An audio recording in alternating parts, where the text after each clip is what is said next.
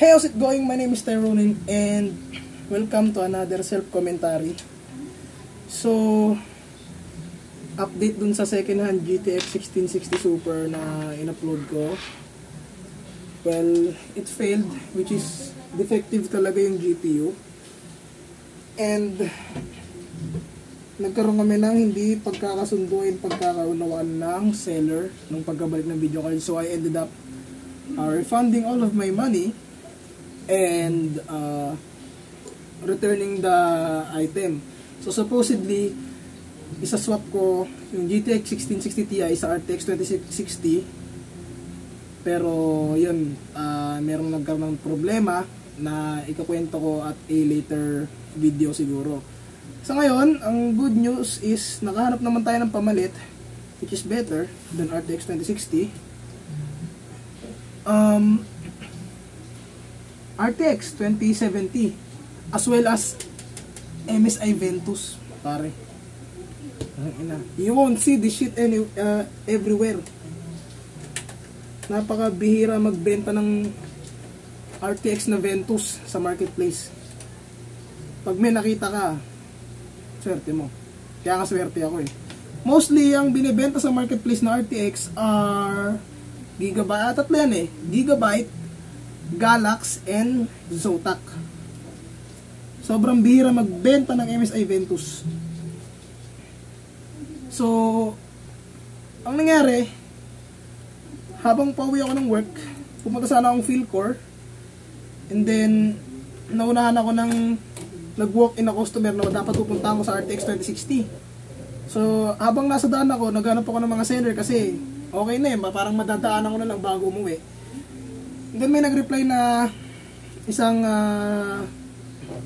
seller na ano ko, marami siyang nilistang GPU eh, which is something caught my eye, RTX 2060 Super, nakalagay is used like new for 8,300 pesos. So, sa standard na binibenta sa marketplace na 8,500, 8,900 na RTX 2060 lang, eto RTX 2060 Super for 8,300, which is a slight better option than 2060 lang. And then, nag-chat ako, meron daw, on the way na ako, habang sa daan nag-chat ulit si Madam. Ang sabi ay may nakuha na rin daw walk-in. So okay, fact, siguro hindi talaga para sa akin ang RTX 2060. So sabi ko, sige po, if ever punta na lang din po ako para ma-check yung ibang GPU. Nag-offer sila RTX 2060 and 2070. So sabi ko, sa 2070 medyo mataas na kasi medyo bottleneck din ang CPU ko dyan. So pumunta ako, nakipag-meet ako dun sa husband niya, si Sir Gerald Tan. Akyat kami dun sa condo. Para siyang bahay lang talaga. Mas maraming nakakalat na parts anywhere. Nagbibenta, ang dami niya binibenta. Second hand. Ang dami rin yung mga Korean brands. Then nilabas niya isa-isa. RTX 2060, Galax GTX 1080 Ti, Galax 1070 Ti, GTX 1050 Ti. Mostly Nvidia yung binibenta niya. As far as I remember, wala siyang binibentang AMD GPUs. Tapos yung Galax 1080 Ti is Tri-Fan. So okay, sabi ko, nilabas niya yung RTX 2060. Sabi ko, ito na. So chinek ko, unang-una, Genesis yung brand. Hindi ko alam yung brand. Sabi niya Korean brand. So habang kinakausap niya ako, nag-search ako sa Google, which is totoo nga, Korean brand. Pero syempre, bago sa mata ko eh. Chinek ko sa Reddit, walang reviews. Pero may mga kilala siya sa website, mga ibang website. Pero I had doubts pa rin. Then chinek ko yung RTX 2060. May mga slight corrosion dito sa plate and sa heat pipes. So, medyo minus points. So, pinakita yung GTX 1660 Ti, which is Galax din. Ganda, malinis, makinis. So, sabi ko, sige, parang ito na lang, 1660 Ti. And then, may inilabas siyang isa. Sabi niya, ito sir, RTX din. Tangina. Nanlaki yung mata ko, Brad, ngayon. Ngayon, Sabi ko, ano po ito? This is RTX 2070 8GB. So sabi ko, so magka-same price lang. Kapag biniro ko ba, magka-same price lang po ba RTX 2060 2070? Tumawa siya, no. Of course not. Ang benta ko sa RTX 2060 is 8.5. 8.3. Sa 2070, 11.5. Pero bibigyan niya sa 10.5. So, okay, fuck. Okay. Huge discount. 1K. Tangina lang rin nun. And then, ang dala ko lang is 9.5. Boom. Kabit ko na. Yung nag-uusap kami, kwentuhan kami. Maganda siyang kausap. Madali siyang kausap. Basically. And then sabi ko, I only have 9.5 in my bank account. So sabi niya, no, can do daw talaga. Of course. Binigyan niya na ako ng discount ng 1K, babarating ko ba lalo. And sabi ko, can I contact my girlfriend first? Sabi niya, oh, you will call a friend. Sabi ko, yes. Kasi maganda. Kasi pare, sobrang bira ka makita ng MSI Ventus sa market. As well as sobrang kinis. Walang alikabok. May mga dust particles siya sa fan, pero sa mismong heatsink, wala. Corrosion, wala. Yung sealed ng sticker sa screws, hindi na remove. Like, sobrang kinis niya, pare. So, ayun. Tinawagan ko yung girlfriend ko, nag-agree. Meron tayo RTX 2070. Which is, ang hindi nga lang maganda is bottleneck siya sa CPU ko. Pero, I thought to myself na future-proofing. Someday, I will upgrade naman my CPU to probably 3300X. Inofferan niya ako ng PSU.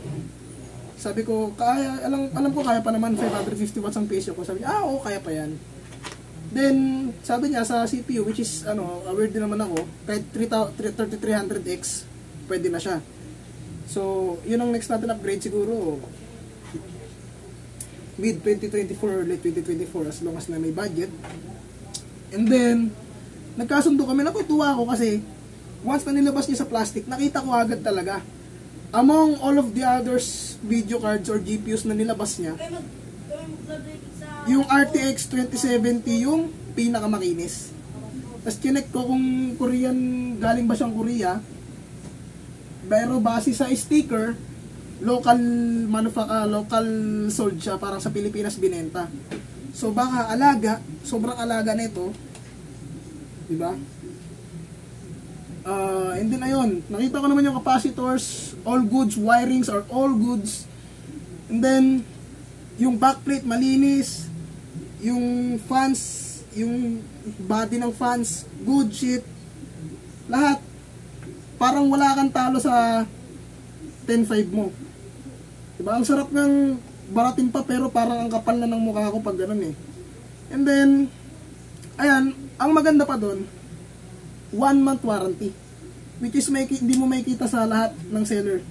Mostly, 1 day, 7 days, 5 days. Ito 1 month. Which is sa Philcore din naman, binibenta nila, yung mga binibenta nila ng GPU is may warranty ng 6 months to 1 year. Well, that's them. Pero naubusan ako ng stock, so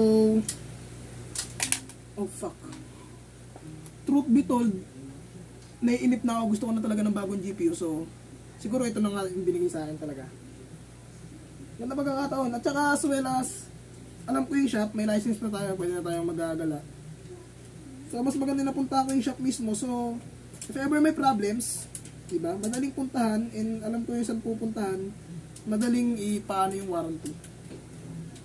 Then as for me kasi, mahilig akong bumili ng second hand parts, second hand GPU parts. So this is a win-win for me.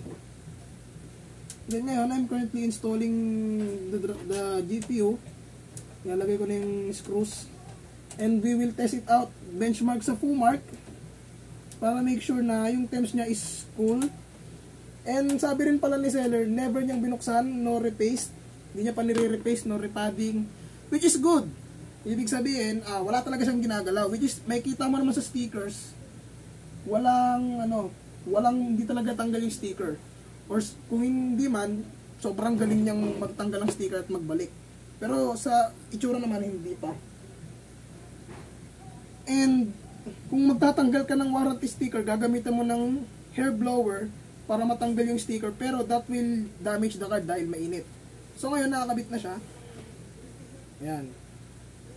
I-check na natin ngayon, lalagyan ng driver to see if it works out. Then, pwede natin siyang gamitin pang live streaming. Sobrang huge upgrade talaga from RX 570 pare. Hindi ka nabigo. 10.5, fuck, I can sell this for 13k. Easy. But then again, this is a good find.